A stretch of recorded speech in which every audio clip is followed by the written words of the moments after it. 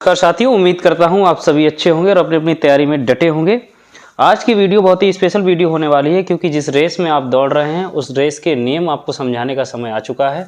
CTET परीक्षा जो कि अब कुछ ही दिन शेष रह गए हैं और हम नहीं चाहते आप वही गलतियां दोहराएं जो अन्य लोगों ने गलतियां दोहराई, क्योंकि बहुत सारे फीडबैक्स हमको मिले जिनके अंतर्गत हमें पता चला कि बच्चों की छोटी छोटी सी गलतियों की वजह से उनका एग्ज़ाम खराब हुआ और वो इस एग्ज़ाम में फेल हुए।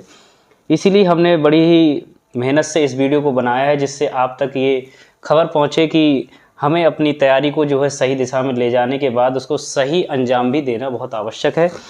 सीटेट दिसंबर 2024 के लिए कॉमन एरर्स की हम वीडियो लेकर आज हाजिर हैं। बहुत सारे बच्चों के कमेंट भी इस तरह के आते रहे हैं हमारे लिए पूर्व में कि आखिर बच्चे इतने सारे क्यों फेल हो रहे हैं, कि 85% लोग फेल क्यों हो जाते हैं। इसके बहुत सारे रीजंस है, वो सारे रीजंस पे हम वन बाय वन करके डिस्कस करेंगे। वीडियो स्टार्ट करने से पहले अगर आप नए हैं तो चैनल को सब्सक्राइब करें, वीडियो को लाइक करें, शेयर करें। तो चलिए शुरू करते हैं। हमने जो है सीटेट एग्ज़ाम दिसंबर 2024 के लिए जो कॉमन एरर्स हो सकती हैं या पूर्व में होती आई हैं उनके लिए 5 पार्ट में डिवाइड कर लिया है। सबसे पहला है मिस मैनेजमेंट ऑफ टाइम, यानी किस तरह से हम समय का प्रबंधन सही से कर नहीं पाते हैं, चाहे वो एग्ज़ाम से पहले हो या एग्ज़ाम के दौरान हो। दूसरा है mock test without OMR sheets, हम जो मॉक टेस्ट दे रहे हैं वो बिना OMR सीट पे प्रैक्टिस करके दे रहे हैं।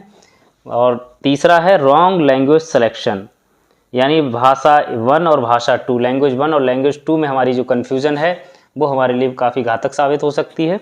नंबर 4 है question answer reading related errors, questions को पढ़ने में, आंसर को पढ़ने में, समझने में जो हम गलतियां करते हैं उसके बारे में डिस्कस करेंगे। और लास्ट है सब्जेक्ट फोकस रिलेटेड एरर्स, किसी सब्जेक्ट पे बहुत ज़्यादा फोकस करते हैं, किसी पे हम लोग अवॉइड करते हैं, उस पर भी हम चर्चा करते हैं। तो वीडियो में अंत तक जुड़े रहिए हमारे साथ। सबसे पहला हमारा है mismanagement of time. William Shakespeare ने कहा था कि better 3 hours too soon than a minute late, यानी इससे बढ़िया है 1 मिनट लेट पहुंचने से कि आप 3 घंटे पहले कहीं पहुंच जाओ। इसका सीधा सीधा मतलब है कि हमारा जो मिस मैनेजमेंट टाइम का है वो एक तो हम जब तैयारी कर रहे होते हैं उस समय होता है, प्रिपरेशन प्रेप के टाइम पे। सेकंड टाइम पे हमारा होता है जब हमें कहीं पहुंचना है, यानी परीक्षा स्थल पे यानी एग्ज़ाम सेंटर पे पहुंचने के समय। तीसरा मैनेजमेंट टाइम का गड़बड़ कहाँ हो सकता है, वो है आपका परीक्षा देते समय, एग्ज़ाम टाइम। इन तीनों चीज़ों को आपको बहुत ही अच्छे से मैनेज कर लेना है। जब भी आप प्रिपरेशन करें तो आपको जो है पूरा आपका टाइम टेबल सही होना चाहिए, टाइम टेबल के हिसाब से पढ़ना चाहिए आपके लिए। दूसरा है एग्ज़ाम सेंटर पे, सबसे पहली बात है हड़बड़ी में बहुत सारी हम जल्दबाजी में गलतियां करते हैं। पूरे जब भी आप एडमिट कार्ड निकलवाएं तो उसके पीछे जो भी दिशा निर्देश दे रखे हैं, इंस्ट्रक्शन दे रखे हैं, उन्हें अच्छे से पढ़ लें। जो भी चीज़ें उसमें लिखी हैं वो चीज़ कैरी करके जाएँ और समय से पहले एग्ज़ाम सेंटर पे पहुँचे। मैंने ऐसा स्वयं अनुभव किया है और बहुत से बच्चों ने बताया भी है कि कई सारे लोग गलत समय पे या लेट पहुंचने पर वो एग्ज़ाम नहीं दे पाए, जबकि उन्हें विश्वास था कि वो इस एग्ज़ाम को निकाल सकते हैं। तो इस तरह की कोई भी गलती ना करें, क्योंकि एग्ज़ाम आपका हर बार 6 मंथ में आएगा। जब तब तक आपकी तैयारी किस स्तर पे होगी वो तो आगे की बात है, लेकिन जब आप एक तरह से तैयारी अभी कर रहे हैं तो इस तरह की गलती बिल्कुल ना करें। तीसरा पॉइंट ये है कि एग्ज़ाम देते टाइम मतलब आप कैसे मैनेजमेंट करेंगे, तो उसके लिए सबसे बढ़िया है जो भी सेक्शंस आपके हैं, 5 सेक्शंस हैं। अगर आप 5 सेक्शंस पे प्राइमरी लेवल का दे रहे हैं पेपर तो 5 सेक्शन में डिवाइड है। तो इस चीज़ का विशेष ध्यान रखें कि किसी एक ही सेक्शन पे पूरा जोर ना लगाएं या पूरा टाइम वहीं वेस्ट ना करें। नेक्स्ट है mock test practice without OMR sheet, यानी मॉक टेस्ट सभी लगाते हैं लेकिन क्या करते हैं हम लोग OMR सीट का इस्तेमाल नहीं करते हैं। हमारी पूरी कोशिश ये होनी चाहिए, मार्केट से कहीं से भी आप OMR सीट निकाल सकते हैं, या तो प्रिंट आउट निकाल लें या ख़रीद सकते हैं, तो उसी पर प्रैक्टिस करें। और उस पर ज़्यादा से ज़्यादा जब प्रैक्टिस करेंगे तो आपको वहाँ सर्किल करने में और डिजिट्स को भरने में या रोल नंबर जो भी आप डिटेल्स उसमें भरते हैं उसमें भी आपकी गलती नहीं होगी। क्योंकि OMR में 2 ही तरह की गलती आप कर सकते हैं, या तो आप डिटेल्स में गलती करेंगे या फिर क्वेश्चन आंसर को सही तरह से टिक करने में। आपको मान लीजिए वहाँ आपने V लगा रखा था और उसमें भर दिया आपने C, ये गलतियाँ कॉमन है। लेकिन इस चीज़ का विशेष ध्यान रखना है कि कभी कभी एक एक नंबर की लड़ाई है सीटेट में, तो इस चीज़ पे आपका यही है कि जब भी आप पेपर दें जो भी आंसर आपको पहले बार में लगे तुरंत आपको सर्किल करना है। ये नहीं करना है कि पूरा सेक्शन या पूरा पेपर आपने उस पे पेपर पे टिक कर लिया अभी तक आप OMR पे सर्किल नहीं कर रहे हैं।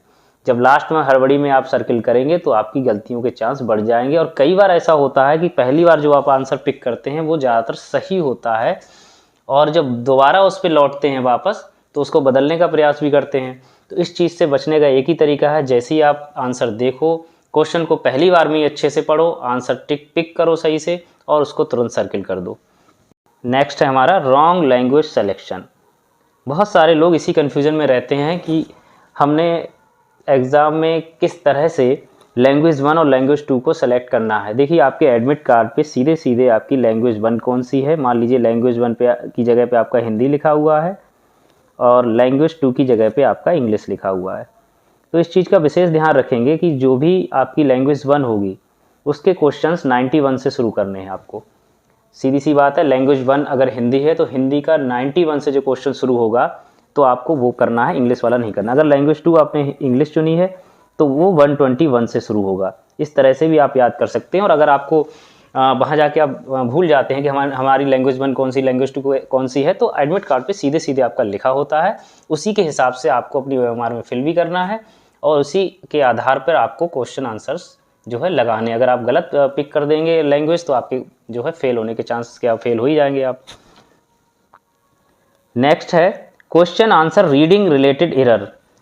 सबसे महत्वपूर्ण अगर कोई पार्ट है इस पूरी वीडियो का तो वो यही है कि question answer related reading related error, कि हम जब भी क्वेश्चन आंसर पढ़ते हैं तो हमारा पढ़ने का तरीका क्वेश्चंस को देखकर अलग अलग होता है। अगर आपने कोई छोटा क्वेश्चंस देखा है तो बहुत जल्दी पढ़ के हम तुरंत ऑप्शंस पे पहुंच जाते हैं और बहुत जल्दबाजी में पिक करते हैं। इस चीज़ का भी विशेष ध्यान रखें। सरल प्रश्न भी गलती के सबसे ज़्यादा चांस बनाते हैं, क्योंकि आप उस समय क्या होता है उन ऑप्शंस को ध्यान से नहीं पढ़ पाते हैं और पहली नज़र में ही तुरंत देख के आंसर पिक कर लेते हैं।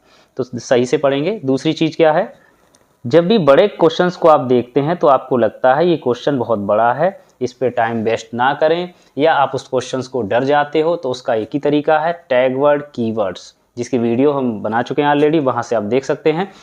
उनको विशेष तरह के सर्किल करना सीखिए, उनको सर्किल करना, अंडरलाइन करना, क्योंकि जब तक आप ये काम नहीं करेंगे तब तक आपको जो है क्वेश्चन समझ में नहीं आएगा, क्योंकि पढ़ते पढ़ते जब तक आप आंसर तक आएंगे क्वेश्चन भूल जाएंगे क्वेश्चन क्या था।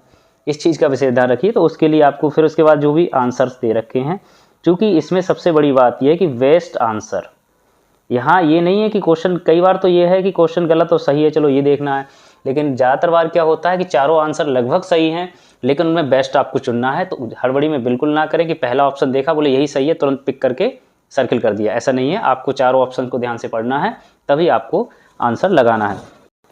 क्वेश्चंस की प्रकृति क्या है इस चीज़ का विशेष ध्यान रखेंगे कि नेगेटिव है नेचर में या पॉजिटिव है। नेगेटिव का मतलब है कहीं ऐसा तो नहीं है शब्द का तो इस्तेमाल नहीं हुआ है क्वेश्चंस में, उसको अंडरलाइन कर लीजिए तुरंत, और आपको एकदम से नेगेटिव थॉट्स आना चाहिए उस क्वेश्चंस के बारे में। और अगर सही है लिखा हुआ है तो पॉजिटिव, यानी हमें उसका सबसे बेस्ट आंसर ढूंढना है। इस चीज़ का विशेष ध्यान रखें। इसके अलावा आपको जो है जो भी आंसर्स हैं, आंसर्स को एलिमिनेट जरूर करें, एलिमिनेट मेथड से भी ज़रूर करें, क्योंकि कुछ प्रश्न ऐसे होते हैं जहाँ पे एलिमिनेशन बहुत आसानी से काम करता है। आप उन प्रश्नों को करते टाइम एलिमिनेशन मेथड का यूज कर सकते हैं। टैग वर्ड, कीवर्ड्स, इन पे विशेष ध्यान रखें। क्वेश्चन के कॉन्सेप्ट को आप जरूर समझ लें, अगर वो समझ लिया तो समझ लीजिए आपका आंसर सही आ जाएगा। नेक्स्ट है सब्जेक्ट फोकस रिलेटेड एरर्स।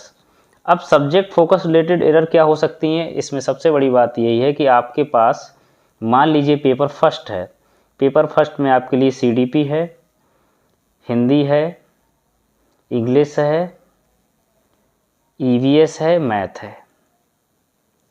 मान लीजिए किसी का मैथ वीक है तो वो क्या करेगा, मैथ पे ही सारा फोकस करता रहेगा कि मुझे 30 में से इतने मार्क्स लाने, या किसी को CDP में बहुत ज़्यादा इंटरेस्ट है तो वो CDP ही पढ़ रहा है, बोला हिंदी इंग्लिश ये तो सब नॉर्मल है, इनमें कुछ भी हो जाएगा, मुझे उधर 30 में से 30 आ जाएंगे तो मेरा हो। लेकिन ऐसा नहीं है। कई बार ऐसा होता है कि हम किसी एक सब्जेक्ट पर बहुत ज़्यादा फोकस कर देते हैं तो बाकी सब्जेक्ट्स में हमारी उस मन वांछित मतलब मार्क्स नहीं आ पाते हैं, उससे क्या है फेल होने के चांस बढ़ जाते हैं।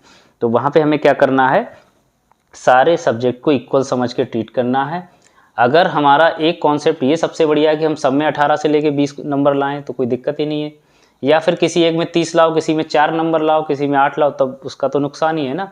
तो इसमें आपको किसी सब्जेक्ट का मास्टर नहीं बनना है, यहाँ पे किसी सब्जेक्ट में मास्टर नहीं बनना है, आपको सारे सब्जेक्ट पे ध्यान देना है। जो जो टॉपिक्स वाइज आपको पढ़ सकते हैं कि ये टॉपिक मेरा इस सब्जेक्ट में कमज़ोर है तो इसको मैं पढ़ूंगा, ऐसा नहीं है कि सिर्फ एक ही सब्जेक्ट पकड़ के बैठे हुए हैं।